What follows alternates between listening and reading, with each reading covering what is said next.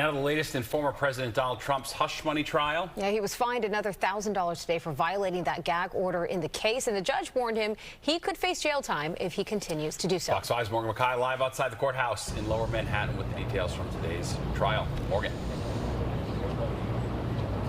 Bianca, Natasha, not every defendant would be given 10 opportunities to break their gag order and still avoid jail time. But the judge acknowledged that this is a unique situation and jail time would impact more people than just the former president. However, the judge did warn that if this happens again, he'll be left with no choice.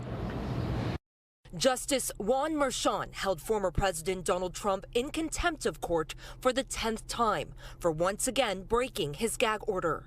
This time, the judge says it is clear that the $1,000 fines for each violation is not working and said, quote, going forward, this court will have to consider a jail sanction. Merchan says he is aware that Trump is a past president and quite possibly a future one as well. Merchan said, quote, the magnitude of such a decision is not lost on me, but at the end of the day, I have a job to do. Next up on the witness stand was Jeffrey McConney, the former controller for the Trump Organization.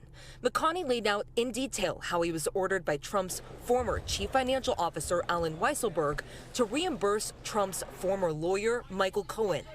Entered into evidence and shown here were notes by McConney detailing the amount owed to Cohen for a number of reimbursements. This includes the $130,000 Trump allegedly owed to Cohen after Cohen paid out of his own pocket to keep Stormy Daniels quiet about her alleged sexual encounter with Trump. This money was to be broken into monthly payments, and 9 of the 11 checks to Cohen came from Trump's personal account. McConney testified that these checks were sent to the White House for Trump to sign. Although the testimony was tedious at times, it also cut to the heart of the case. Prosecutors allege that Trump falsified business records when he classified Cohen's reimbursements as legal expenses. McConney testified that Cohen emailed his first fraudulent invoice on February 14, 2017, which he approved. However, McConney acknowledged in cross-examination he was never ordered by Trump himself to do this and never saw Trump tell Weisselberg to do it either. Yet prosecutors left the jury with this, quote, this was all happening above your head? McConney responds saying, yes. You were told to do something and you did it? Yes, McConney repeated.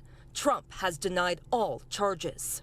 This is a ridiculous situation, not fair, but we will fight. Now back in the courtroom for a second time was Trump's son, Eric Trump. Reporting live from Lower Manhattan, I'm Morgan Mackay. Steve, back to you. All right, thanks, Morgan.